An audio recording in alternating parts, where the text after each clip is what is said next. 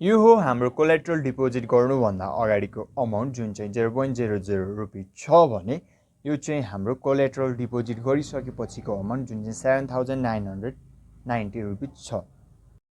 नमस्कार साथीहरू, आज हामी यस भिडियोमा नासा सेक्युरिटिजको नासा एक्स एपमा कसरी हामीले कोलेट्रल डिपोजिट गर्न सक्छौँ त्यसको बारेमा जान्दैछौँ।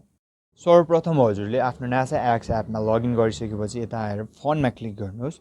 फन्डमा क्लिक गरिसकेपछि हजुरहरूको अर्को एउटा इन्टरफेस खुल्छ जहाँ चाहिँ हजुरहरूले एड फन्ड, विथड्र फन्ड जस्तो अप्सनहरू देख्न सक्नुहुन्छ, जसमध्ये हजुरहरूले एड फन्डमा क्लिक गरेर आफूले जति कोलेट्रल डिपोजिट गर्नु खोज्नुभयो त्यति अमाउन्ट इन्टर गर्नुहोस् र त्यसपछि कुनै एउटा पेमेन्ट मेथड चुज गर्नुहोस्। जस्तै कि मैले चाहिँ ई-सेवा चुज गर्दै हजुरले कुनै एउटा चुज गर्न सक्नुहुन्छ।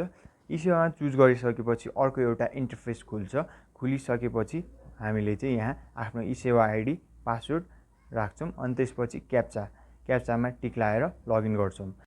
लगइन गरिसकेपछि एउटा ओटिपी कोड आउँछ, हजुरहरूले त्यो ओटिपी कोड राखेर भेरिफाई गर्नुहोस्। भेरिफाई गरिसकेपछि कन्टिन्यूको अप्सन छ, त्यसमा क्लिक गर्नुहोस् अनि पे भिया ई-सेवा भन्ने छ, त्यसमा हजुरहरूले पे भिया ई-सेवामा क्लिक गर्नुहोस् र हजुरहरूले यति गरिसकेपछि हजुरहरूको कोलेट्रल चाहिँ सक्सेसफुली डिपोजिट हुन्छ। भिडियो मन परे लाइक गर्नुहोस्, साथीहरूसँग सेयर गर्नुहोस् र यस्तै जानकारीमूलक भिडियोको लागि च्यानललाई सब्सक्राइब गर्न नभुल्नुहोला। धन्यवाद।